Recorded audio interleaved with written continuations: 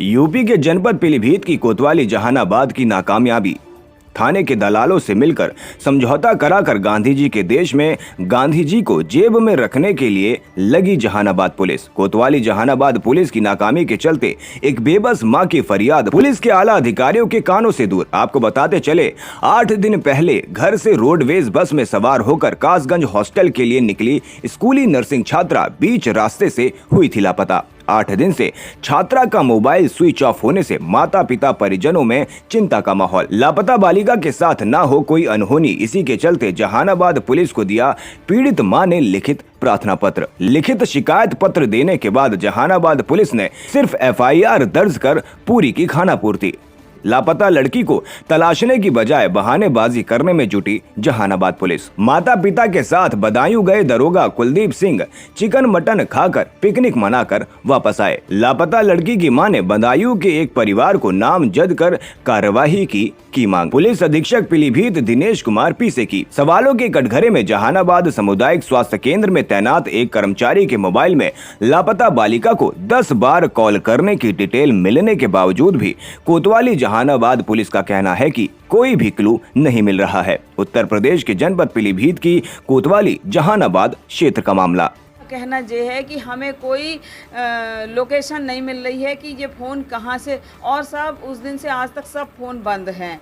उसका कोई कह रहे हैं फ़ोन खुले तो हमें कोई लोकेशन मिले। कोई किसी पे आपको शक है कि आपकी बेटी कौन ले जा सकता है? साहब ऐसा है कि शक तो मुझे हाँ है। बदायूं में ही अभी पिछले कुछ दिनों कुछ महीनों पहले एक लड़का है अनिल मैसी का, बदायूं में जो अनिल मैसी हैं उनका एक लड़का है सचिन मैसी। उससे पिछले दिनों में पिछले कुछ महीनों में उससे बातचीत होती थी।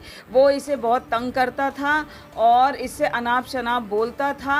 तो मेरी बिटिया ने अतंगा करके मेरे को बताया, मम्मी मुझे ये बहुत परेशान करता है, मुझे ये बहुत तंग करता है।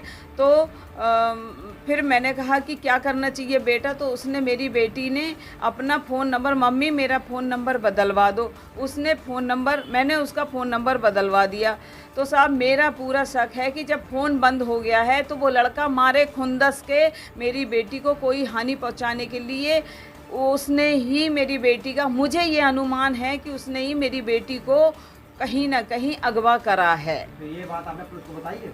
हाँ साहब मैंने बता दी है पुलिस को। अच्छा, कहाँ का रहने वाला है ये लड़का? ये लड़का भी बदायूं के मिशन कंपाउंड में ही रहने वाला है। तो अब इस समय घर पर कहाँ पर है? हाँ साहब पुलिस वाले मेरे साथ गए थे, बदायूं गए थे हम पुलिस वालों के साथ उसके घर का पूरा जायज़ा लेने के लिए। जब हम गए थे तो वहाँ पर उसका पूरा घर बंद पड़ा हुआ है, 2-2 ताले पड़े हुए हैं। वो लोग सब लोग वहाँ से फरार हैं। तो साहब ये चीज़ है कि अगर वो लोग फरार नहीं हैं, अगर उनने कुछ गलत नहीं करा है तो उनकी चारों तरफ घर के अड़ोस पड़ोस में भी कोई कुछ बताने को राजी नहीं है।